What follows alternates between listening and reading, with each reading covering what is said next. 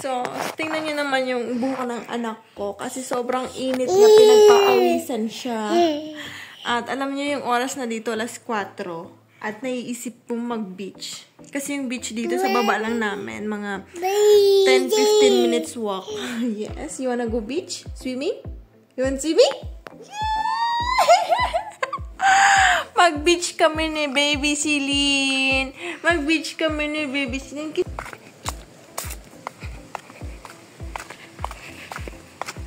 So, papunta na kami ngayon sa beach ni Celine, guys. Lakad-lakad lang kami. Puno. Ay, grabe. Ganito pala feeling na kabilang dalawa papuntang beach. Tapos may dalang umbrella. So, ito naman yung lalakaran. Ayan. Buti sa daanan namin, hindi masyadong mainit na.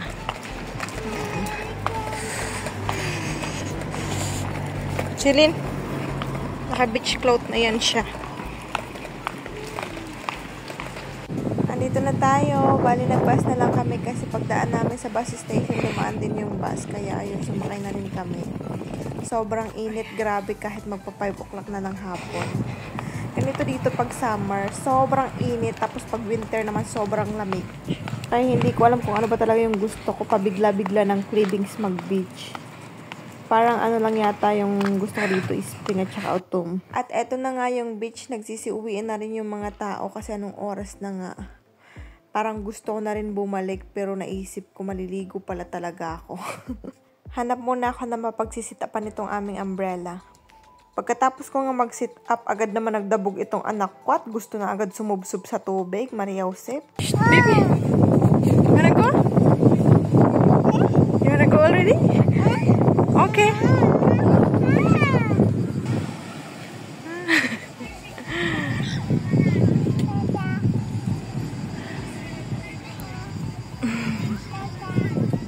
Ciao, ciao.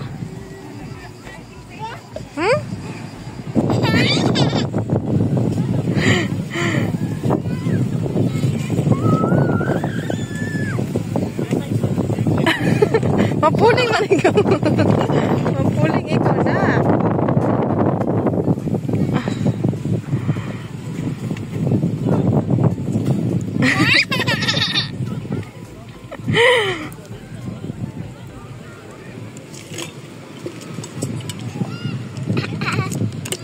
Keep here.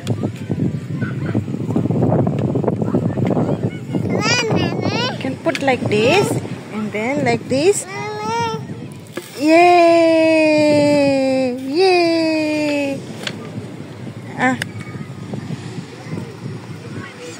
At dahil bigla ang cravings nga itong beach na ito, wala tuloy kaming baon. Bali, dinala ko lang yung grapes at saka apple na natitira sa bahay. At pinaglaro ko muna to si Celine para naman ma-enjoy niya talaga yung moment. Every moment. At tuwang-tuwa talaga yung bata sa buhangin. Tingnan nyo naman yan. Nag-i-enjoy.